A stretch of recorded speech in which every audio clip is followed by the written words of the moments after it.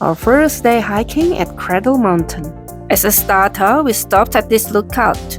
It was a really short uphill walk on a flat and rocky pathway. Just keep walking straight like this, and you'll reach the viewing platform to see this stunning view. A good spot for pictures.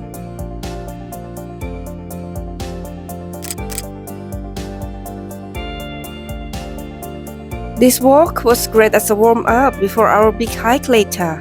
Shortly after, we walked back to the entrance. 10 minutes later, we arrived at the visitor center. Here, we got ourselves 70-hour shuttle bus tickets for $15 each and a holiday pass for $93.15 per car. It is also important to take note of the schedule for the last bus, so you can plan your return and avoid missing it. After that, we took a shuttle bus to the first stop. There are many walking trails at this stop, so we decided to hike the Enchanted Walk as a start.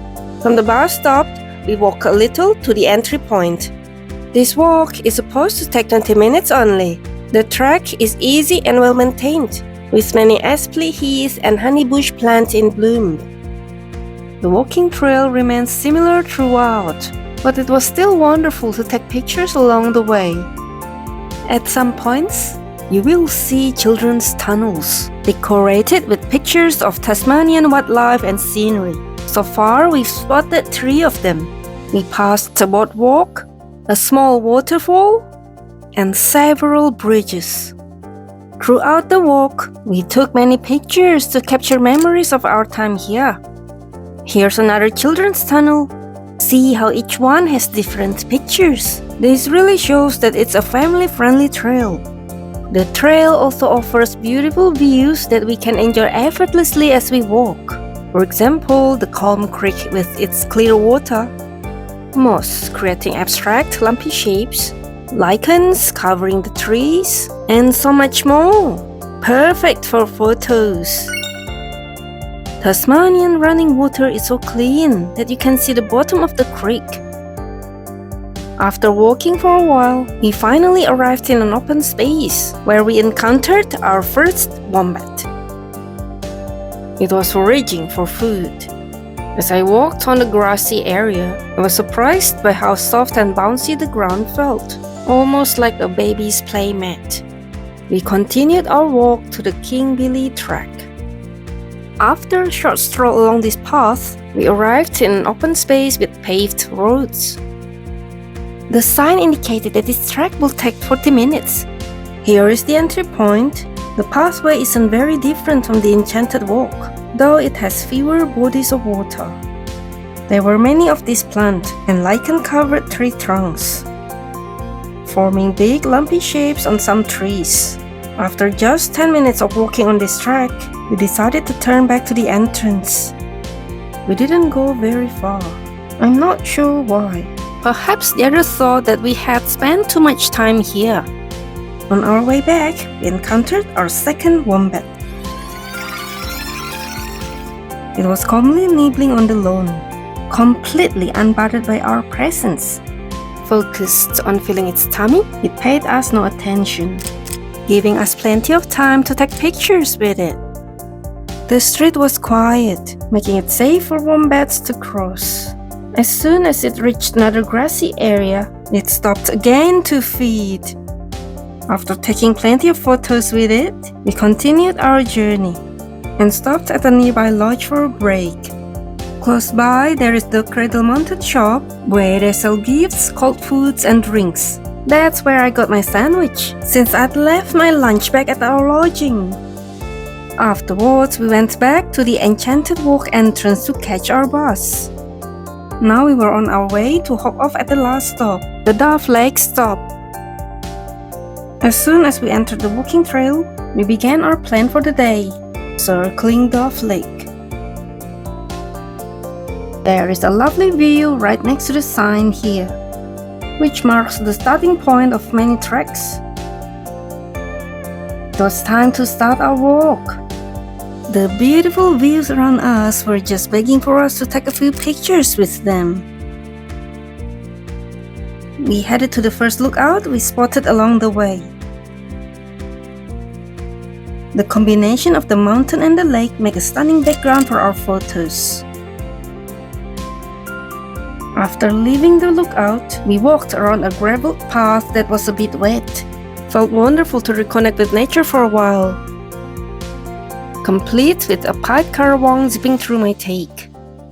Not far from the lookout, we stopped at another spot for a bit. While others were busy taking pictures, I got hungry and quickly had my sandwich before we continued our walk. The Dve Leg Circuit is one of the most popular treks here. It is relatively easy with minimal ups and downs, and it's filled with beautiful scenery at every turn. Some of the trees we passed were incredibly old, so old that they were just literally a shell for lichens to grow on. This trek is one of the short and easy walks in Cradle Mountain. It can be completed in 2 to 3 hours.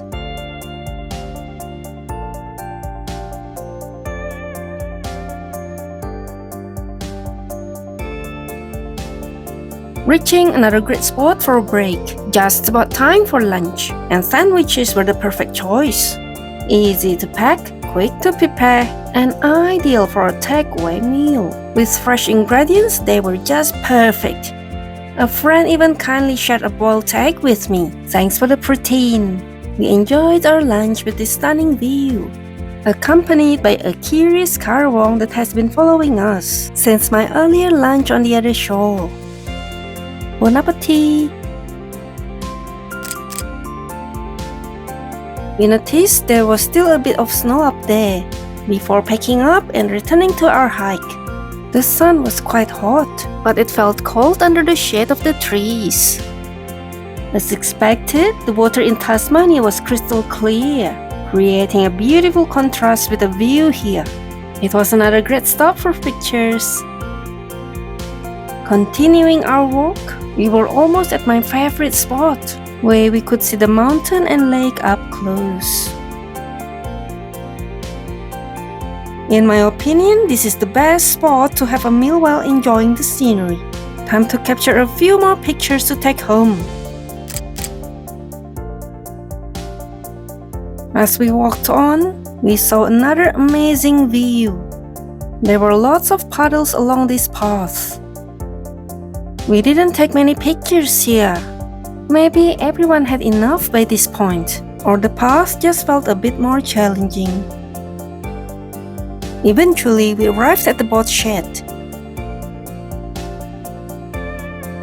This iconic landmark with the mountain and lake in the background created a breathtaking view. We spent quite a bit of time here, taking it all in, before pressing on and taking a small detour. Around this point, we headed to the Womet Pool lookout. Compared to the Dve Leg Circuit, this path has more inclines and declines. After some time, we arrived at the corner of Lake Lila. Honestly, there wasn't much of a view here, but I would never tire of seeing Tasmania's clear running water. A little bit further from the creek, we reached the fork to the Womet Pool. An opportunity for a picture. Then we began to climb up the path.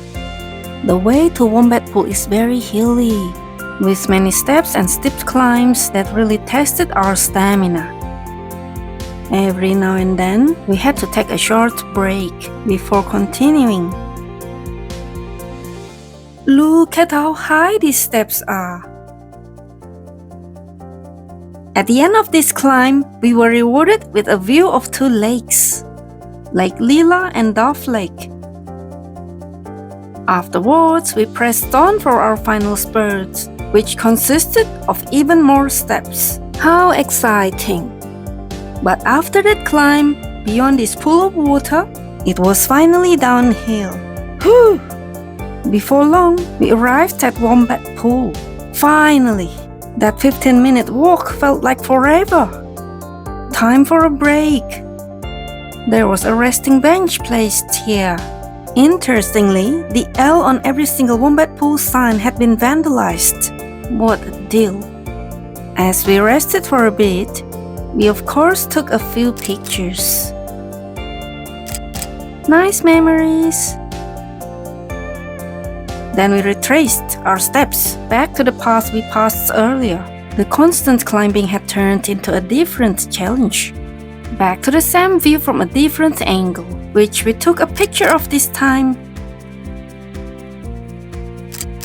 Fabulous! I think this is the best view of the trek. This part of the walk was an easy downhill, and before long, we were back at the fork from earlier. From there, we continued our trek to Rony Creek. The trek was supposed to take about 35 minutes. The path was full of gravel, rocks, puddles, and mud. A good pair of shoes is a must on this rocky terrain. And gumboots were especially helpful in the wet and muddy spots. After a while, we finally reached an open space. It was where a long boardwalk began.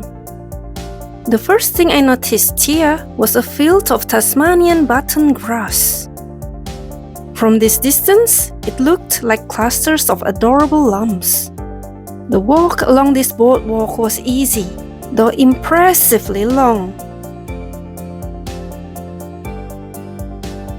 After a while, we came to another fork. From here, it should take about 10 minutes to reach Rony Creek. By this time, it was around 3 p.m., and we started seeing several wombats emerging from their burrows to feed. We could observe some of them from a distance, but one came quite close to us. We were lucky enough to have one right next to the boardwalk. So far, we had seen 8 wombats in this area. With so many of them around, the field was covered in their droppings, which had a distinct, unmistakable squarish shape. Close to Rony Creek, we saw even more wombats grazing in the field. We took our time here soaking in the scenery and snapping a few more pictures, before finally wrapping up our hike for the day. The walk was about 7 to 8 hours in total. We ended up with some photos at this point. Then took the bus back to the visitor center. The road is only wide enough for one bus, so we had to wait for the bus coming from the other end to pass first. There it was. Now we could go through. The drivers communicated constantly, calling out the numbers on the poles we passed, making sure everyone was aware of each other's location. Back to the visitor center. It was time to head off. Good job, everyone. 다음 금이 𝘾𝙧𝙘𝙠